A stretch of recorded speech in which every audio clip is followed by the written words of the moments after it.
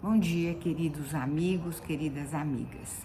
Hoje estou aqui, numa sexta-feira santa, para falar sobre Jesus, que foi um dos maiores homens, independendo das discussões teológicas, se é filho de Deus ou não é filho de Deus, mas os evangelhos nos revelam o homem mais integral, mais inteiro, mais coerente, que já, pelo menos que a gente tem conhecimento, tanto que ele é reconhecido não só pelos cristãos, mas também, por exemplo, Gandhi, perguntaram para ele, a pessoa que ele mais admirou foi Jesus.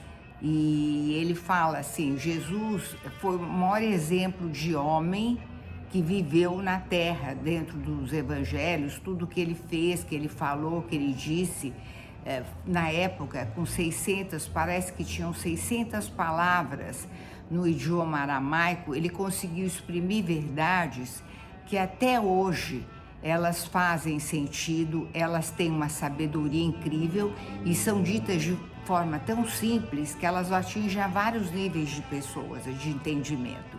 Então eu quero falar uma coisa que sempre me chamou muito a atenção.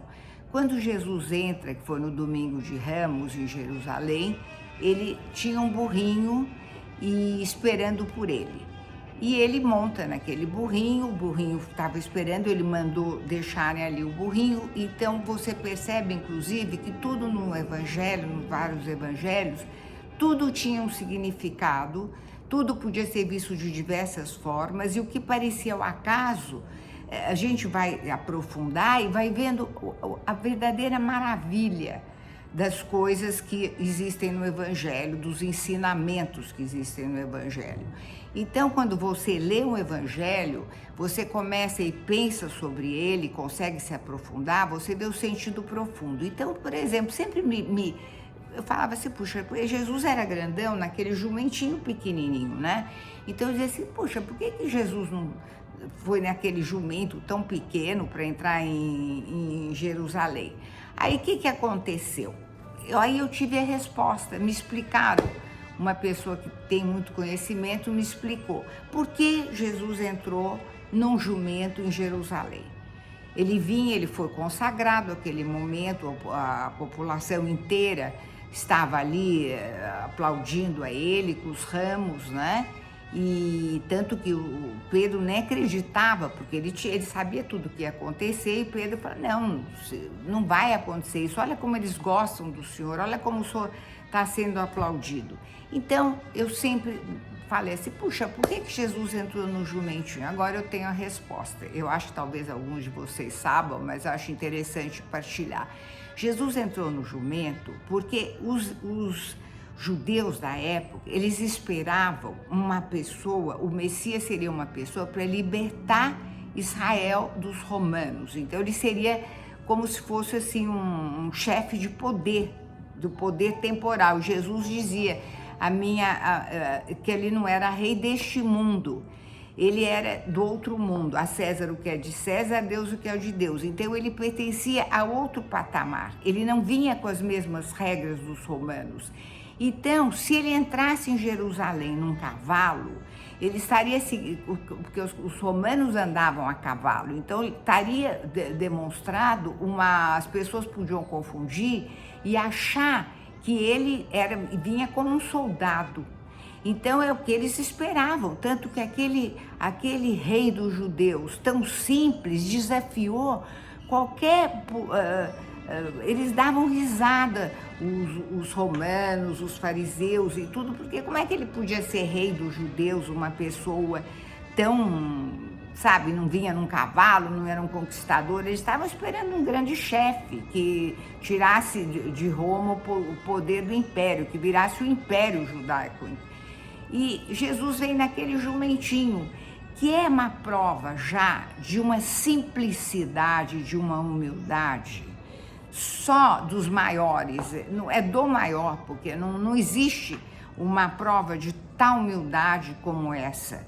Então isso demonstra que a tarefa de Jesus não foi casual, não é que ele é ao acaso, tudo teve um significado, um símbolo, tudo tinha sua razão de ser, tudo fazia sentido.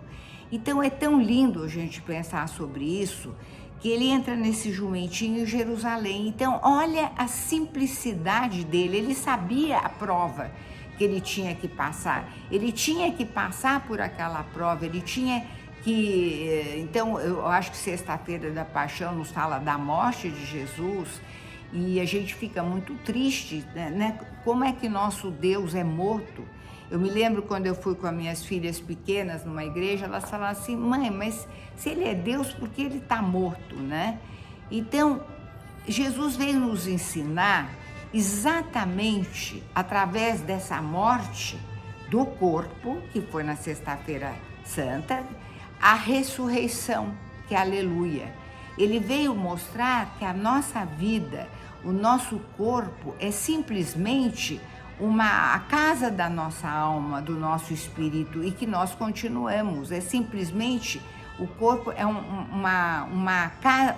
vamos dizer assim, uma morada momentânea do nosso espírito, para um aprendizado e para um caminho evolutivo. Então é isso que significa. Então a morte de Jesus, mesmo a gente vai falar, depois eu vou ver se eu vejo alguma coisa sobre a ressurreição, que é interessantíssimo, é riquíssimo de conhecimento, de sabedoria. Então a gente está falando hoje de uma coisa muito triste, que foi a humanidade ter crucificado alguém que não tinha feito mal nenhum, tanto que eles reconheciam.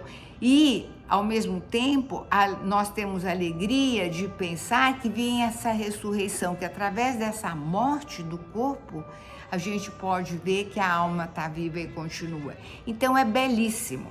E voltando então ao jumentinho, eu acho que é muito bacana vocês perceberem isso, esse valor dessa simplicidade. E tem uma parábola também interessante sobre o jumentinho, que o jumentinho, quando ele entrou, o jumentinho, ele tem a ver com o nosso corpo. O nosso corpo é o jumentinho da nossa alma. Jesus seria a nossa alma, o nosso corpo, o jumentinho. Então, que quando o jumentinho entrou em Jerusalém, todo mundo incensando, tapete, coisa, que o jumentinho ficou se achando o máximo, ele ficou se achando o top do top. Pois ele falou: mãe, você não sabe como eu estou sendo aplaudido, olha meu poder. Eu entrei lá, todo mundo se afastava, eu ia andando e aquele povo ia se afastando, olha como eu sou poderoso.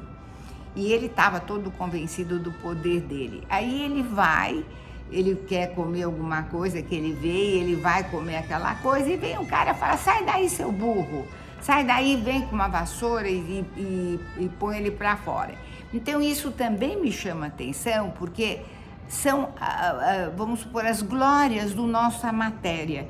Então, por exemplo, o poder temporário que a gente tem na vida, seria esse orgulho do jumentinho, sabe? Esse orgulho do poder. Eu sou... Quantos, por exemplo, Napoleão, que teve um poder incrível, foi imperador da França, dos franceses, depois ele vai para a ilha de Elba e morre lá e tal. Então, esse poder temporário de quando a gente está no corpo é um poder temporário, é do jumentinho que se achou. Então a gente também se acha: olha como eu sou importante, olha como estão olhando para mim, olha como eu sou poderoso, olha, agora todo mundo me respeita. Você vê isso na política, você vê isso nos reis, você vê nas pessoas. Depois aí você está lá doente, você morre, entendeu? Aquele poder temporal é o poder que o jumentinho confundiu. Então, o verdadeiro poder é da alma, é da eternidade, da espiritualidade. Esse sim que Jesus veio nos mostrar. Ele não veio nos dar o poder temporal, ele veio nos mostrar que existe algo maior que isso. Então é tão lindo, é tão fantástico, que realmente me emociona pensar na figura de Jesus. E ele está muito além de igreja, de religião, ele é uma espiritualidade pura. Então, se vocês puderem ler e pensar profundamente no Evangelho ou na figura de Jesus, vocês vão perceber um homem integral. como diz o Jung, como dizem muitos, é o homem mais perfeito que existiu. Então, quanto mais a gente buscar no exemplo da figura de Jesus, a nossa iluminação, eu acho que é por aí o caminho. Um beijo, boa Páscoa para vocês. Beijo.